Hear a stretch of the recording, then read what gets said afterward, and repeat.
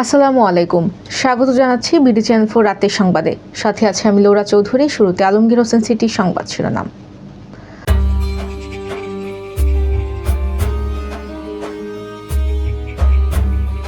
আরেক মামলায় জামিন পেলেন সাংবাদিক আনিস আলমগীর, মুক্তিতে বাধা নেই। লতিবাবাদ ইউনিয়ন পরিষদের চেয়ারম্যান আব্দুর রাজ্জাক গ্রেফতার। ঈশ্বরগঞ্জে ধানক্ষেত থেকে নবজাতক উদ্ধার। একাধিক হুমকি, থানায় জিডি করলেন তিথি। যুদ্ধে ইরানের জবাব সম্পর্কে ভুল হিসাব ছিল ট্রাম্প ও উপদেষ্টাদের। বিশ্বকাপে ইরানকে স্বাগত জানাতে প্রস্তুত ট্রাম্প, ফিফা সভাপতি। শুনছিলেন আলমগীর হোসেন সিটি সংবাদ শিরোনাম। এবার সিটিলে বিস্তারিত।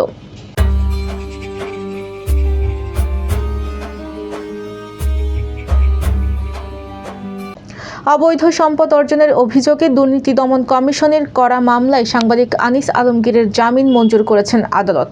বুধবার আসামি পক্ষের আবেদনের উপর শুনানি শেষে ঢাকার মেট্রোপলিটন সিনিয়র স্পেশাল জজ মোহাম্মদ সাব্বির ফয়েজ এ আদেশ দেন। এর ফলে তার বিরুদ্ধে থাকা দুটি মামলাতেই তিনি জামিন পেলেন। এতে তার কারামুক্তিতে আর কোনো বাধা নেই বলে জানিয়েছেন তার আইনজীবী তাসলিমা জাহান পপি। এর আগে গত 15 জানুয়ারি জ্ঞাত আয় বহির্ভূত সম্পদ অর্জন ও মানি লন্ডারিংয়ের অভিযোগে আনিস আলমগীরের বিরুদ্ধে মামলা দায়ের করে দুদক। পরে 25 জানুয়ারি মামলার তদন্তকারী কর্মকর্তা ও দুদকের সহকারী পরিচালক আখতারুজ্জামান তাকে গ্রেফতার দেখানোর আবেদন করেন। এর পরিপ্রেক্ষিতে 28 জানুয়ারি তাকে ওই মামলায় গ্রেফতার দেখানো হয়। এবার স্যাফরন ডিলাইট স্থানীয় সংবাদ।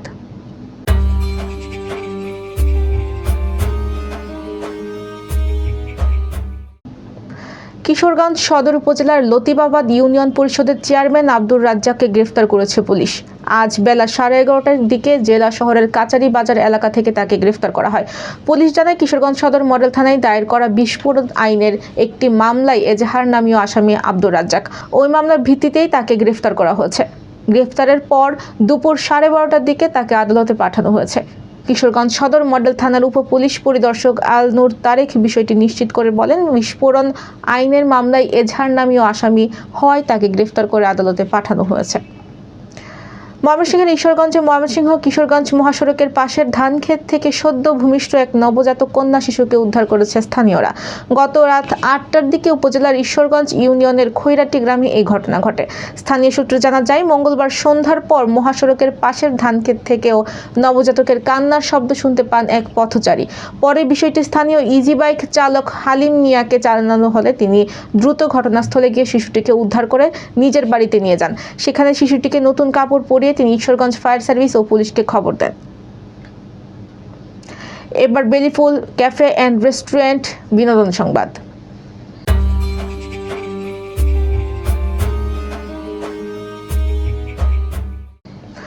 গত 28 ফেব্রুয়ারি ছোট পর্দার অভিনেতা জাহের আলভির স্ত্রী ইবনাত খান ইকরার আত্মহত্যা করেন।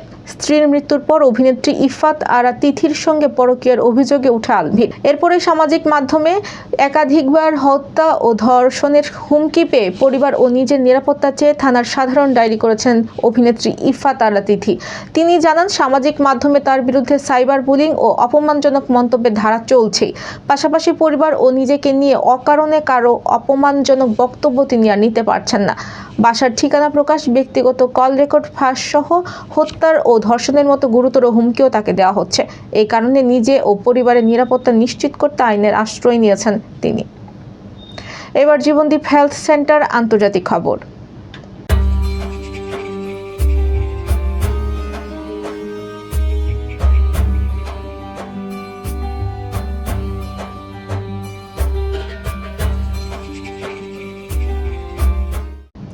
18 ফেব্রুয়ারিতে যখন মার্কিন প্রেসিডেন্ট ডোনাল্ড ট্রাম্প ইরানের বিরুদ্ধে সামরিক হামলা চালানোর বিষয় বিবেচনা করেছিলেন, তখন জ্বালানি মন্ত্রী ক্রিস রাইট এক সাক্ষাৎকারে বলেছিলেন, তিনি মধ্যপ্রাচ্যে সম্ভাব্য যুদ্ধের কারণে তেলের সরবরাহ ব্যাহত হওয়া বা জ্বালানি মার্কেটে বিশৃঙ্খলা ছড়ানোর চিন্তায় নেই।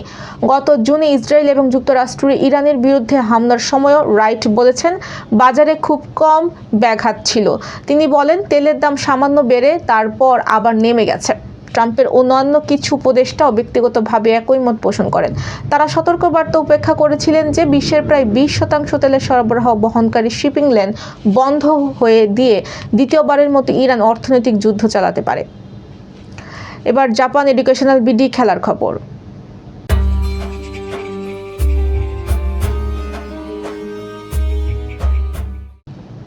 ইসরায়েল ও যুক্তরাষ্ট্রের হামলার অনেক আগে থেকে আসন্ন বিশ্বকাপে ইরানের অংশগ্রহণ নিয়ে শঙ্কা দেখা দেয়।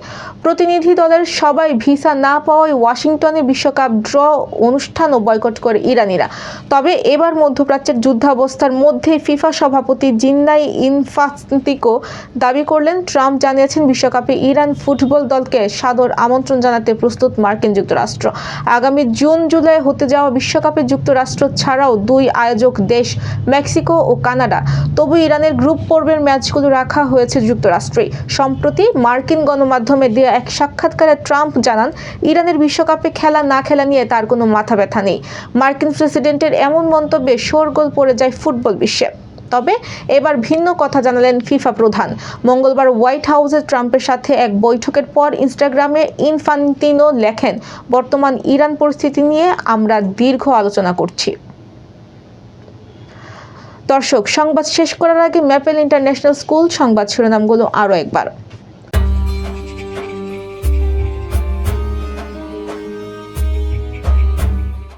আরেক মামলায় জামিন পেলেন সাংবাদিক আনিস আলমগীর, মুক্তিতে বাধা নেই। লতিবাবাদ ইউনিয়ন পরিষদের চেয়ারম্যান আব্দুর রাজ্জাক গ্রেফতার। ঈশ্বরগঞ্জে ধানক্ষেত থেকে নবজাতক উদ্ধার। একাধিক হুমকি, থানায় জিডি করলেন তিথি।